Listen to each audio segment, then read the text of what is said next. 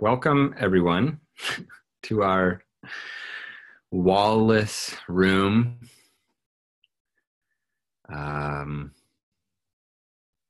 This is strange. It's all so strange, right? I'm not going to talk to, with, or at you and pretend that this is normal. This is totally strange. So from there, we can move on or in or up or down or out or wherever. So let's see where we go. Okay, so for those who have been with us, a little refresher, as we are wont to do every week, or those who are just joining us, just to get a sense of the lily pads that we have hopped on to get to the middle of the pond where we find ourselves now. Over the last 3 classes, we've talked about the agricultural roots of the Omer offering. We've talked about the Torah source for the practice of counting, which, remember, in the Torah, those are 2 different things. There's the Omer offering, and then there's the mitzvah of counting the days between Pesach and Shavuot. It's only in rabbinic times, after we lost the temple in exile, where those 2 things were collapsed, and now we have what's called Sefirat HaOmer. We did mention earlier that what's the Omer? The Omer is the measurement of barley that was brought the day after Pesach. We discussed a little bit about the development of the grain from barley, or from matzah to barley to the 2 loaves of bread that were offered on Shavuot, and a bit of the psycho-spiritual dynamics that are encoded into those 3 grain formations and processes. It's also interesting to note that the Omer is the measurement of manna that was gathered. So as we spoke about also last week, the space-time, or 2 weeks ago, when we really looked at the Olam Shana and Nefesh, the space-time and soul of this period, we discussed being in the wilderness, and we discussed being in the time cycle between Pesach and Shavuot. So the Torah source is when we're in the land. We with the temple offerings, we offer the Omer of barley, but in this weird kind of mythic wilderness space-time soul continuum that we're in, both in the story of the Torah as well as in the time of year, as well as in the kind of eternal present of the soul, as we revisit and activate these archetypes and resonances and symbols of wilderness and specific time and all this stuff, and travel through the Sefirot. We're also collecting our daily Omer of manna. So it's actually the manna that gets us to the daily Omer practice, because again, the offering of the Omer was this like one-time offering. Then we start counting. We don't count in Omer, but with the manna, we actually get the daily offer, the daily Omer. And just another interesting aside, that period, remember, we're moving from matzah to leavened bread, matzah at Pesach, leavened bread offering at Shavuot, and we talked about, then we go to barley, which is like this animal food. Manna is often thought of as angel food. Manna is like almost literally angel food cake. So the period in between Pesach and Shavuot, we're kind of dealing with this like interesting animal, angel, human is obviously like in the middle, right? In rabbinic kind of hierarchical realms of being, moving from more material and earthly to kind of like more ethereal. But this in-between time is like we're wrestling with our kind of like, and interweaving our animal and our angel selves in order to kind of come out into our full humanity, which is represented by the 2 leavened loaves that are offered on Shavuot. Tangential aside, back to intro. So agricultural roots of the Omer, Torah source for process of counting, practice of combining and contemplating the 7 lower sefirot throughout the 49 days, the nature of the wilderness, the energy between Pesach and Shavuot, and the archetypal dimensions of the three patriarchs, Abraham, Yitzhak, and Yaakov, as they relate to Chesed, Gevurah, and Tiferet. Boom, brought you back up to speed and then some. Okay, but obviously there are other associations with this specific time period, meaning Sefirat HaOmer, that we have not yet discussed. As many of you may know, besides being this kind of special period of inner growth and contemplation, like we've been talking about with going through all of the different Sefirot and Midot and all of these things, the period between Pesach and Shavuot, and specifically the first 32 days of that period, which we're in right now still, they're considered a time of din, a time of harsh judgment.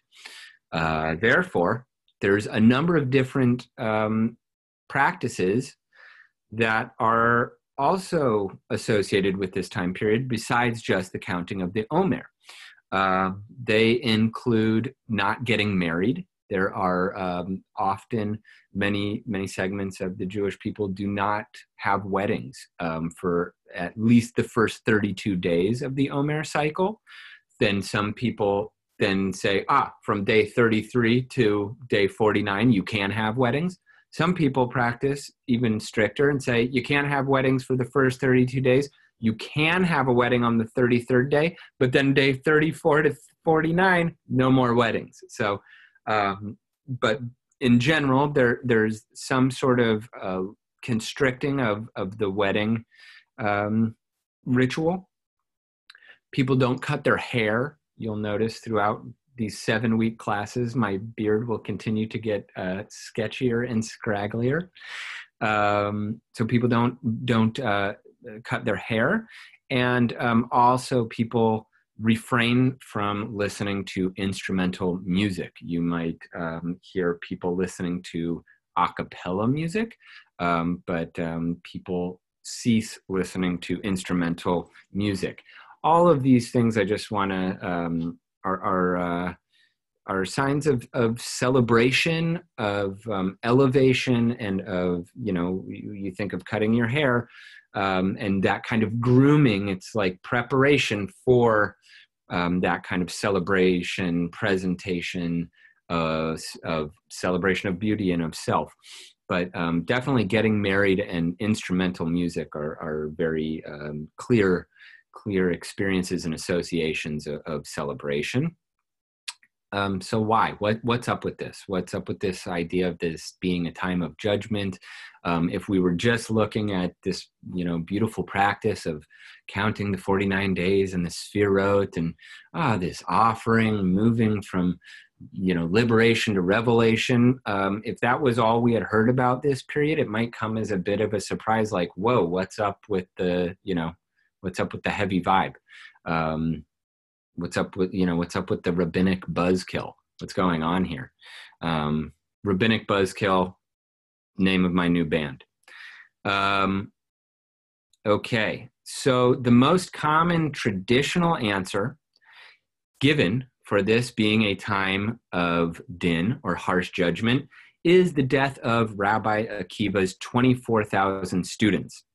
It says in the Talmud that Rabbi Akiva had 12,000 pairs of students, and they all died because they did not treat each other with kavod, which is often translated as respect.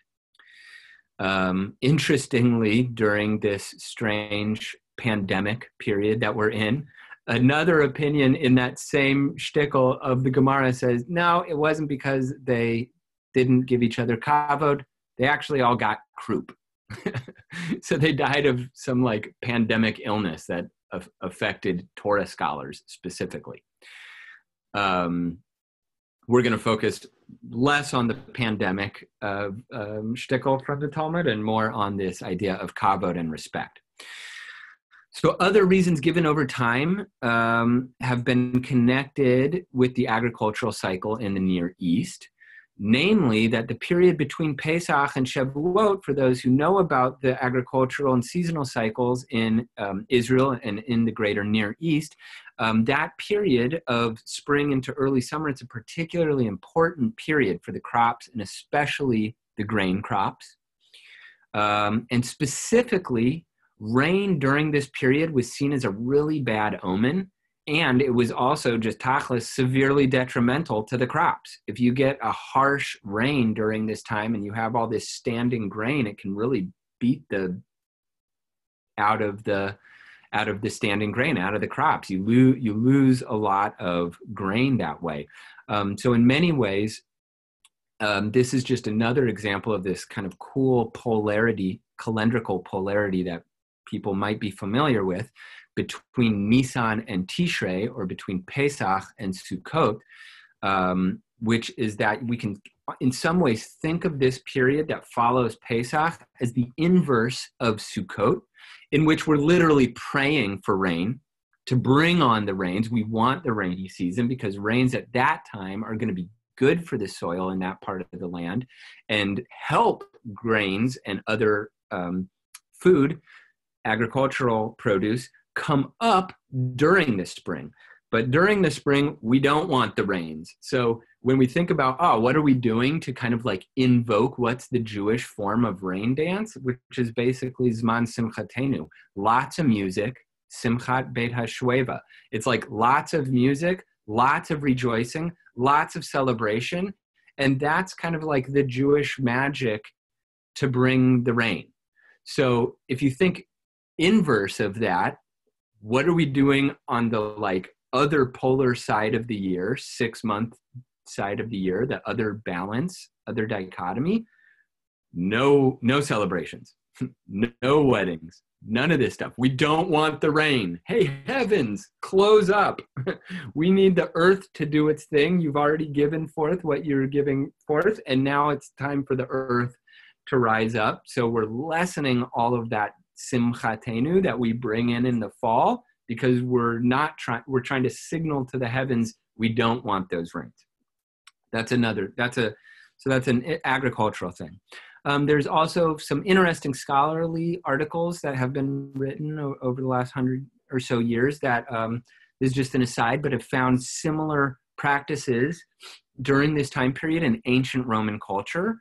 Number one, there's just the view of this time frame, which in ancient Roman culture was the month of May, including the last day of April. Also, some saw the month of May and the first half of June as just in general being a time fraught with danger and kind of like death energy. This was a time period practice in ancient Roman culture where there was no weddings. And also there was some interesting mythologies around that time period that also had to do with stopping grooming.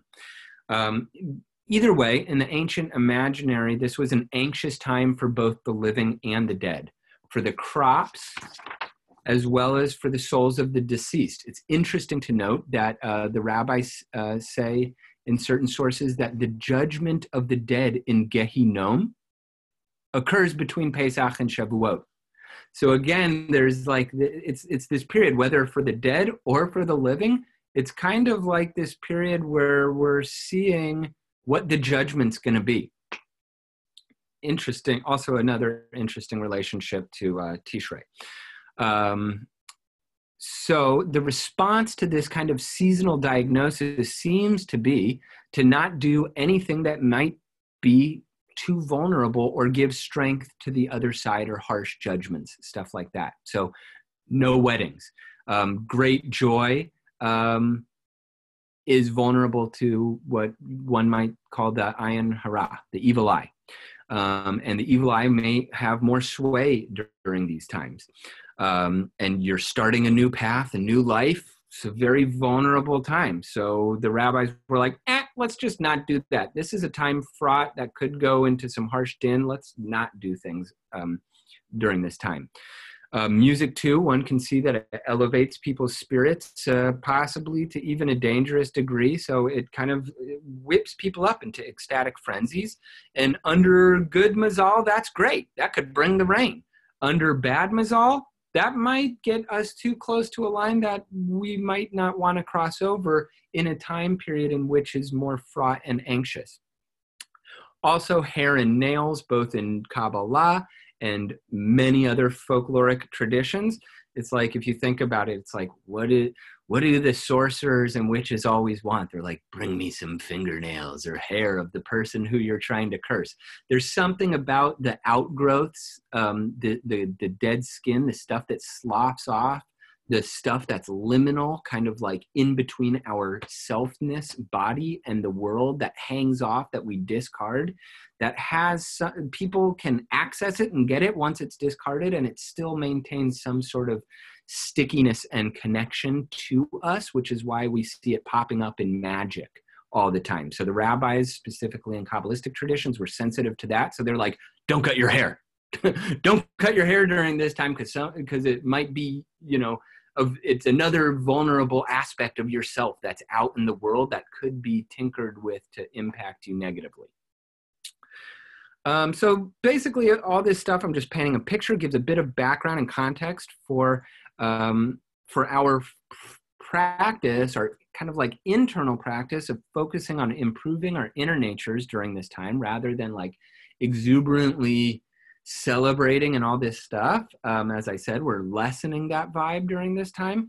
And so we're looking within, and we're looking on kind of building our kalim. We're building our vessels, as we spoke about a week or two ago. And this practice of introspection and commitment to growth and maturation is the counterbalance to the energy of this time, heavy as it is, both spiritually, interpersonally, and seasonally. Okay, so that's just looking at some of the other practices and things that are going on during this time, and kind of understanding more of where we're at, Olam Shana Nefesh. Now, as we do every week, we look at the specific energy, Sefirat energy of the week that we're in. We're in the week of Netzach. So now we're going to dive into Netzach. Buckle your seatbelts. This is going to move quick because there's going to be a lot flying at you. Okay. So for those who don't know, Rabbi Akiva, we're going to go back to Rabbi Akiva because, as we said, the story of Rabbi Akiva's students is the main traditional answer that's given for why this is a period of mourning, why this is a period of lessened joy and celebration. So we're gonna really go, as we went last week, into Abraham, Yitzhak, and Yaakov. We're really going to look at Rabbi Akiva this week and his connection with Netzach energy. Okay. So Rabbi Akiva is one of the most important sages in the development and crystallization of rabbinic Judaism. Here's a few quick biographical notes. Rabbi Akiva came from humble origins and did not start learning Torah until he was 40. He went on to become the leader of his generation.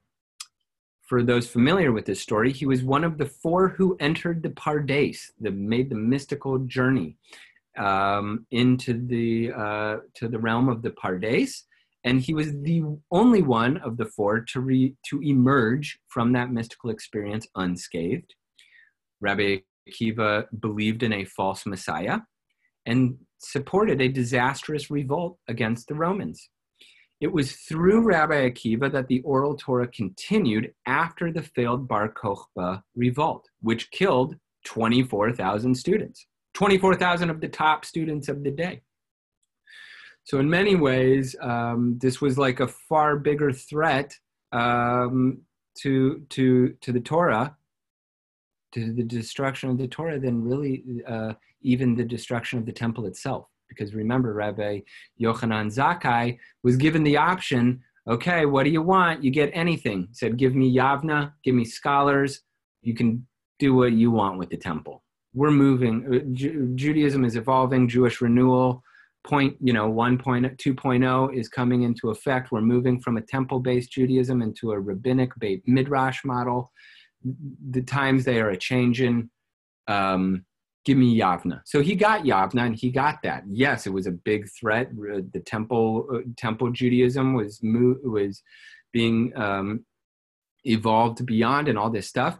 But what happened with the Bar Kokhba revolt was, because it was Davka a revolt, it was absolutely disastrous. And we learned that all of the top students of Rabbi Akiva, who is the leader of his generation, perished. And yet, we'll see through the energy of Netzach, to a certain degree, it's still through Rabbi Akiva that oral Torah did continue after that horrendous calamity. Okay, now we're going to go back to the story of Rabbi Akiva's students and this period of Sefirat HaOmer. Just to note, ironically, when you juxtapose it next to the reason given why Rabbi Akiva's students all perished, Akiva's main teaching, we learn, is to love your neighbor as yourself. So how is it that a teacher whose main teaching, whose cardinal teaching is to love your neighbor as oneself, how is it that that teacher's students perish in a period of 32 days from not respecting each other? Like, what does this even mean? This is like a cosmic joke. Like, what is this? So one answer, we'll just address this. One answer could be that these students were just not nice people. They didn't have derech eretz. They didn't have good manners. They didn't know how to treat other people. They were, pardon my French, they were supremely intelligent assholes. I'm sure we've all met our fair share of supremely intelligent, sorry, my Jewish learning. But of course, the rabbis could not let that be the case. They couldn't just say these dudes were total schmucks. Like, you didn't want to hang out with these guys. They were really good at parsing details of textual hermeneutics, but like, they're not somebody you want to hang out with. They didn't have good midot. They didn't have derech eretz. The Torah did not trickle down. Remember, we talked the first three classes we've been talking about. Why do we focus on the 7 lower sefirot? Because really the Kabbalists say that you don't just leap to Chochmah and Bina and Dot up here and then think that that is going to actually trickle down. What you need to do is build a foundation of characterological relational traits of being a good person, and that's what purifies the upper, higher level thinking. Because if you don't work on the 7 lower sefirot and you just leapfrog right up to these top, higher cognitive intelligence processes and really work on them, then you're going to wind up potentially like Rabbi Akiva's students, which is that you're really smart and you cannot interact with other people. That's one drash. This is not the traditional drash. The rabbis could not let that be the case. So a very common traditional response, what I would call, what others might recall an apologetic response, is that these students loved each other so much that they just couldn't bear to see the other misinterpreting the truth. They loved each other so much that they had to force their own version of the truth upon the other, because they said, I have the truth, I have the correct interpretation, so I've got the good news. I've got the gospel. What do you do when you get the gospel? You got to spread it. If you believe you have the truth and you believe it in that way where you get the googly eyes truth, then you have to take it to other people out of love. If you love them, you're concerned about them. And if they're functioning in the world in the wrong way, then it would be a betrayal of your love for them to allow them to continue in living in such falsity. So that's the rabbi's attempt to kind of save these 24,000 schmucks. I mean, high Torah scholars who didn't respect each other. They loved each other so much that they just had to force their understanding of the truth onto their fellow, and they did this to a fault, such a fault that they all perished. This is an interesting response because on one hand, it really does. It allows for a plurality of views. It does say, all of these students, these 24,000 students, they all received Torah on their level or through their eyes. As it says, the Talmud says, as we all did at Har Sinai, at Mount Sinai. Everybody received Torah on their own level. Everybody received kind of their own view of the infinite diamond of Torah. So this is also interesting view because interpretation, because it does allow for a plurality of views, which is pretty progressive and interesting.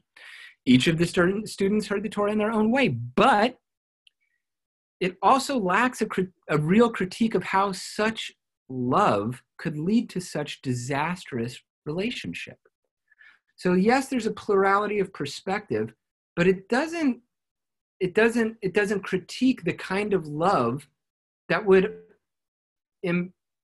allow or enable or inspire or encourage someone to push their views on somebody to such an extent that they not only ruined their relationship, but they ruined themselves, because all of these people perished. So there's yes, the plurality of views, interesting, into it. Kaleidoscopic, multidimensional theory of relativity Torah, love that. But the kind of love that was being exhibited, that needs questioning, that needs poking, that needs prodding, and it's not done really. I've never heard it. And based on this kind of traditional view, I've read and come across adaptations of the Lubavitcher Rebbe's seventh Lubavitcher Rebbe's teachings on this idea, that essentially say that we, probably addressing shlichim or other what you might call missionizers, must keep this in mind, which is that you have to respect others whom you're missionizing to or bringing the truth to. You have to treat them with respect, especially when they have different views. We must respect these people and treat them with respect, no matter how misguided or unresponsive they may be to the or our truth. This is nice. It is nice. You know, it could be, he probably had to say this because it wasn't really happening. And it definitely goes a long way in explaining the success of Chabad as an outreach organization, which is why so many of us, and I do believe that many Chabad Shlichim are trained in this, which is why they're able to have conversations with such a wide variety of people, and it welcomes so many people so lovingly, so deeply into their lives and into their homes. But in my opinion, it doesn't go far enough. For instance, if each of the 24,000 heard the Torah in their own way, did only one of them hear the actual truth? Like one of them really got it and everyone else's Torah or truth was a mistake? Or did each of them have some portion of the truth that if they could just see beyond themselves and make space for real relationship with an other, they could all share and enhance everyone's conception of what is true? This is an important distinction, as we will continue to see, because to truly respect someone would go beyond humoring their ignorance. If you truly respect someone, you might even take their point of view into serious consideration. You would have to not already have made up your mind before the conversation even starts. Otherwise, it's not a real conversation. It's a program running itself on some kind of strange autopilot with a little dose of humanity added in to avoid short-circuiting the exchange before the desired result materializes, i.e., the other person sees the truth that you are bringing. Some say that more than the deaths of the 24,000 students, we are really mourning the near-death experience of the Torah itself, specifically of the oral Torah. For without kavod or respect, there can be no real conversation. And oral Torah, even the kind propagated today, which feels less than fully conversational in many places, depends completely on real conversation, on true flow of ideas, on true respect of the other with whom one is engaging. Otherwise, we run the risk of becoming like the Sefirot from the first world that we spoke about last week, who didn't know how to give, how to share, how to relate, how to connect, how to converse. And what happened? They shattered. This is what we're mourning, the loss of respect, which leads, as we'll learn more about, in this specific time period, as well as others, to the rise of zealotry. This leads us to another aspect of Rabbi Akiva's story, which is interesting to consider in this light. Against much opposition from many other rabbinic leaders of the time, he named Bar Kokhba as the Mashiach. He also supported his military campaign, his violent revolt, all-out revolt against the Roman forces. There are some who say that Rabbi Akiva's students who died actually died in battle during the revolt led by the man their teacher had crowned Mashiach. From a historical sense, actually, from a historical view, it is plausible. If your teacher has named somebody the Mashiach and is supporting their military campaign, it's highly likely that his primary students, the legions of his students, could go out to join the fight of the actual Mashiach. Pretty plausible. I'm not going to weigh in on this debate, but I will point out the laundry list of historical calamities that have ensued following every historical attempt at identifying the person or the date of redemption is something objective. It seems that once someone has arrived at such an identification, there is a shift in the quality of conversation and free flow of ideas available in conversation with such a person.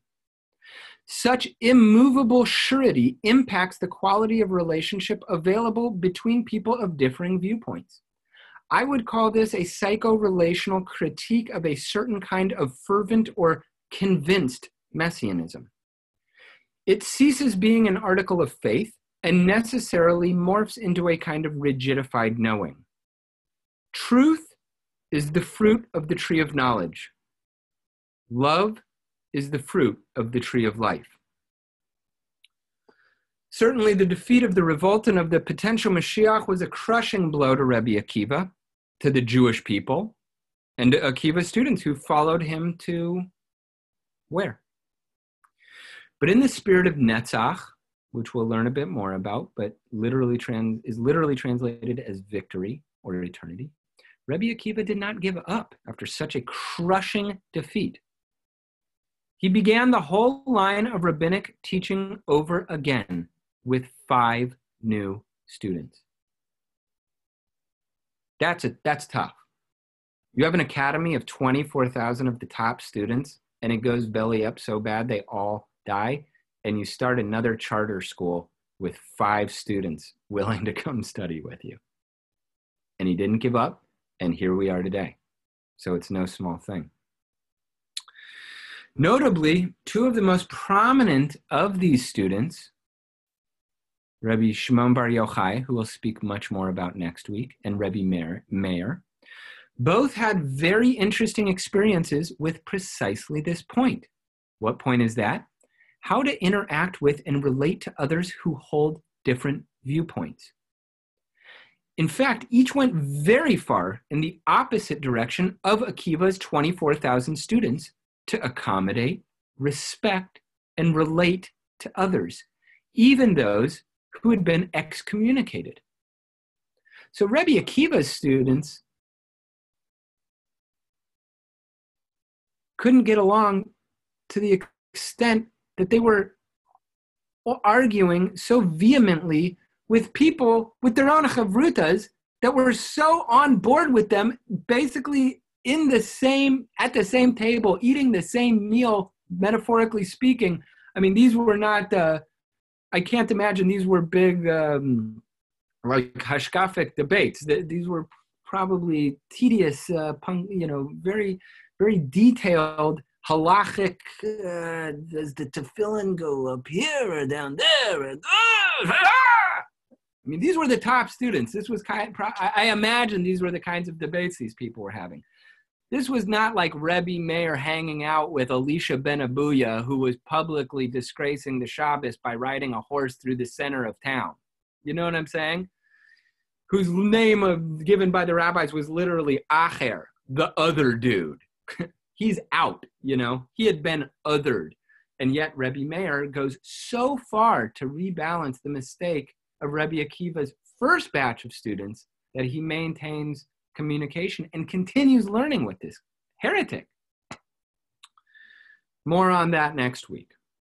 But to continue our analogy of this episode of the death of the 24,000 students, with the Kabbalistic creation story mentioned above, and last week with the creation story, the first world that was created through din and judgment, that was shattered, where we get this Kabbalistic idea of the shattered sparks. And then the next world, the world that we live in, being created and built on the foundation of chesed and love, which is what I would consider where the 5 students come in. Continuing our analogy of the episode with the Kabbalistic creation story above, in which the death of the 24,000 students corresponds to the shattered vessels of the first creation and the first Sefirot, the relaunching of the line of oral Torah with the 5 students corresponds to the new world founded on chesed and love. Now, to wrap up, let's focus on the Sefirah of this week, Netzach. As I said, Netzach is often translated most literally as both victory and eternity.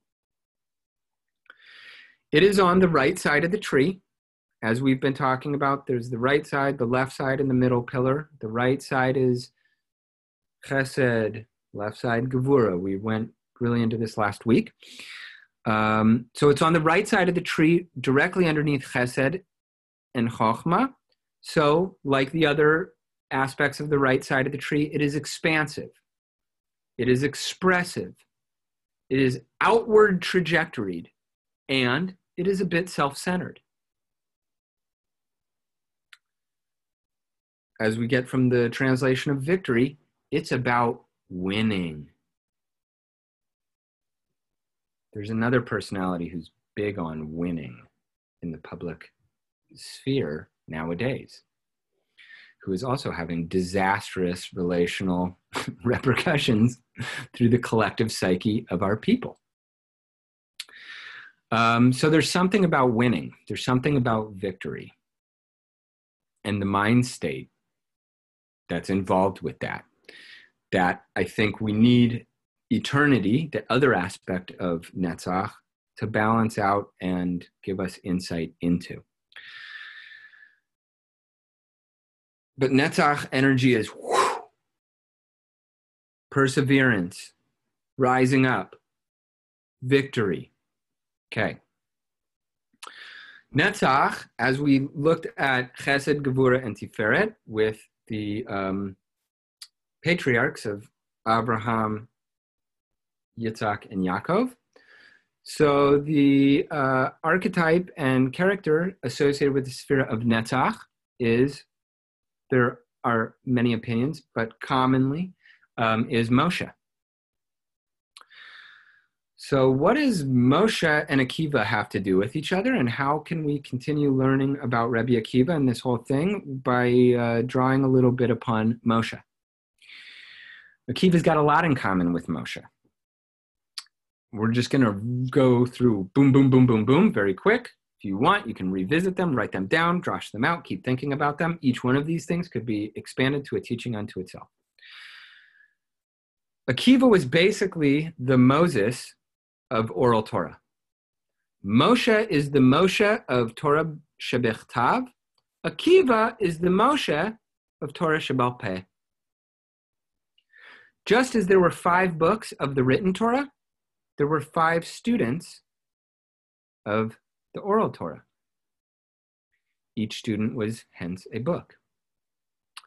Akiva started learning Torah at 40.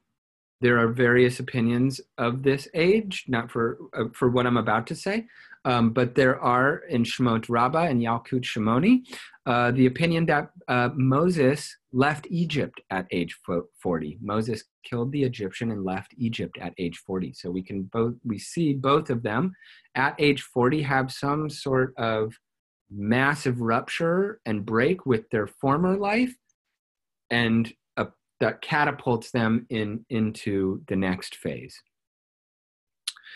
Akiva and Moses both married converts.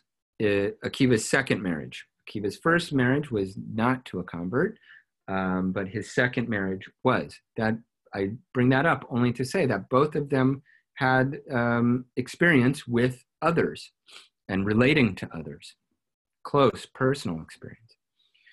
Then, of course, there is the story of Moshe in Rebbe Akiva's classroom. Just very, very, very briefly, Moshe ascends up to heaven, whatever that means, and he sees Hashem, the calligrapher, putting crowns, calligraphic flourishes on top of the letters.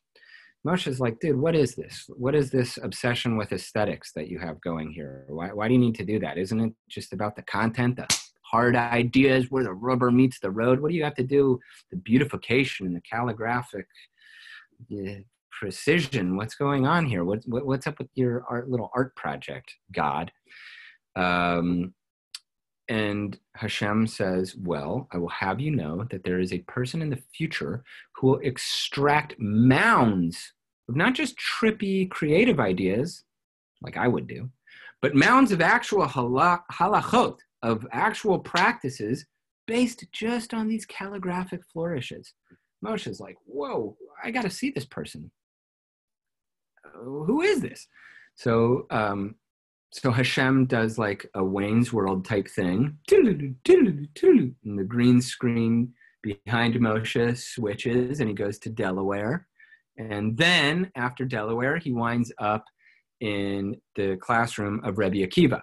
And he's in the last row and he hears what Rebbe Akiva is teaching these students. And he's dismayed because he doesn't understand any of it. He's like, what is this? Like, where is this coming from? But his spirits are buoyed at the end of the discourse when Rebbe Akiva says, and all this and more came straight from Moshe at Sinai. And so Moshe is like, he's still connecting the dots. The tradition is still of a whole cloth. He's not just going off and totally doing his own thing, but he's connecting the dots all the way back to Sinai. Okay, I can deal with this. So then the story gets way weirder. Then Moshe goes back to Hashem and he's like, and again, this is an interesting thing of this, the relationship and juxtaposition of these two towering figures of written Torah and oral Torah and the kind of levels that they were both on. So Moshe basically says, he's like, why did you give the Torah through me? If you got a guy like this on the squad, why are you giving Torah through me? And Hashem, how does the story go? I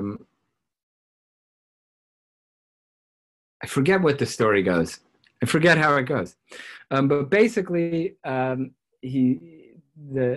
Hashem ends up, I forget how we get to Moshe asking that question to what happens next, which is horrific.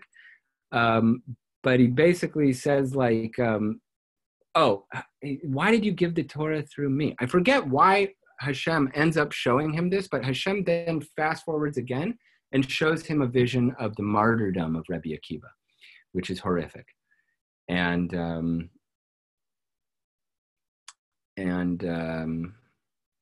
then there's cosmic silence, essentially. Moshe says, if this is Torah and this is its reward, what is this? What is this? And Hashem basically says, shtika, says, be quiet. This is a cosmic silence to a question of this magnitude. But what I want to focus on is this kind of, again, to kind of strengthen this point of Akiva being essentially like the Moshe of the oral Torah, which Moses himself is like, this guy's on a completely different level. But also just to show, like, in the literary rabbinic imaginary, these two figures are equated in a lot of different ways and in numerous stories. And one final one, which is that Akiva started learning Torah at 40 because of an experience he had seeing a humongous stone worn away by a small drip of water over many, many, many years. And he basically has this kind of aha moment where he's like, man, if a tiny drip of water over and over and over again can wear away this enormous stone, then Torah has a chance at penetrating this boulder of a heart in my chest. And then he goes on to begin studying and lets the water drip. And we know that Ein Mayim Ela Torah, there is no water but Torah.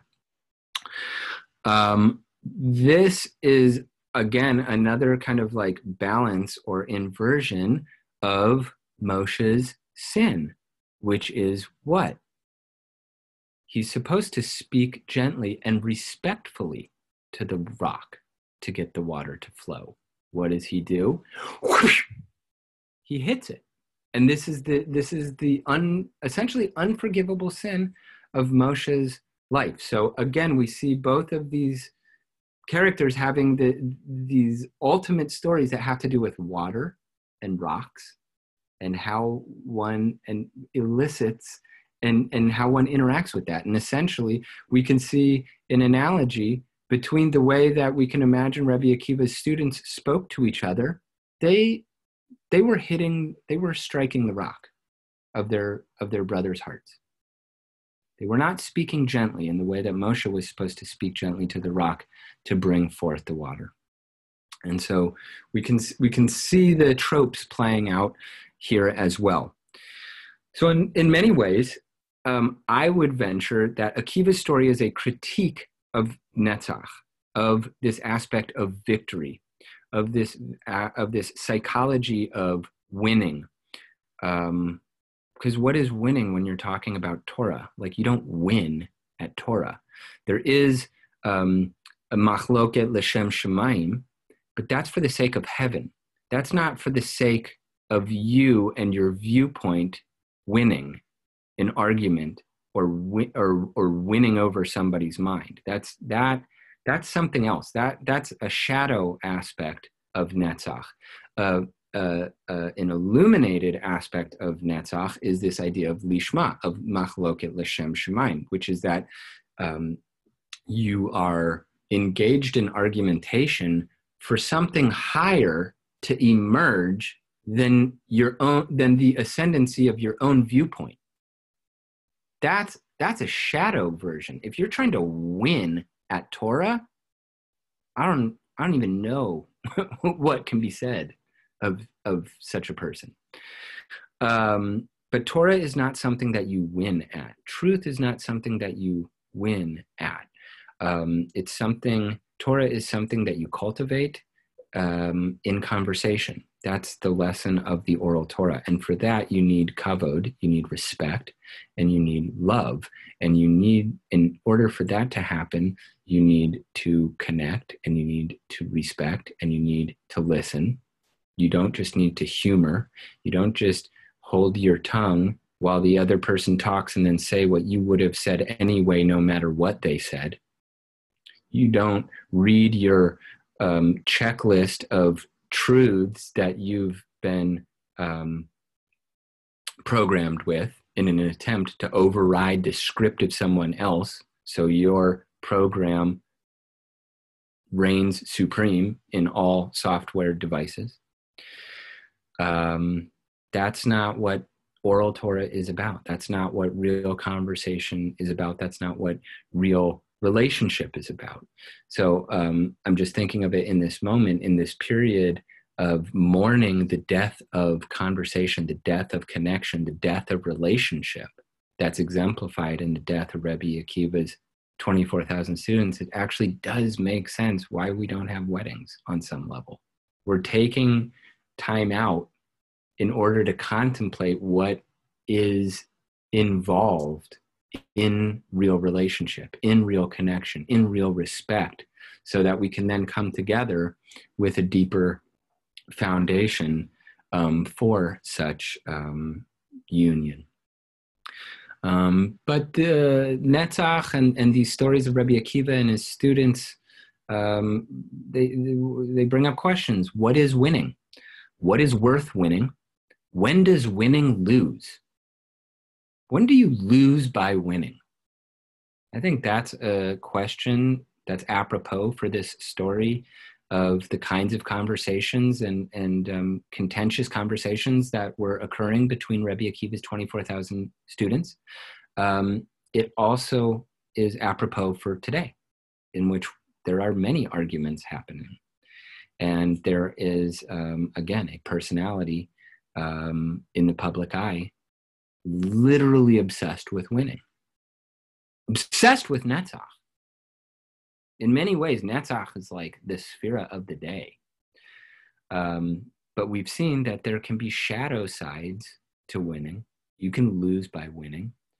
If you're not, if your understanding of what is the rubric of victory, if your rubric is off, then you lose by winning. So that's where the aspect of eternity that is also involved in the understanding and translation of the term Netzach comes in, because that reorients our whole paradigm and perception and expands our frame so we can get context and grounding in a much bigger picture of what true victory is. Not short-sighted victory in the moment, not the latest polls, but real victory, long-term, sustainable, 7 generations, 7,000-year cycle victory and beyond. Because it's only from the perspective of the eternal and the bigger picture that we can have a sense of the consequences of our actions in time. Without that, we're lost in time. And in closing, I'll just say that in many ways there is there's a dichotomy and a war to a certain extent, a conflict in these stories between truth and love. Some would say that truth is love, i.e., sharing what you perceive to be the truth is the ultimate act of love. This was the mistake of Rebbe Akiva's students. That spreading your version of the truth is the act of love. That is the highest form of love. I've arrived at the truth, and I will share it with you or push it on you or whatever. But that's how I show my love, is to spread my truth. My truth, the truth.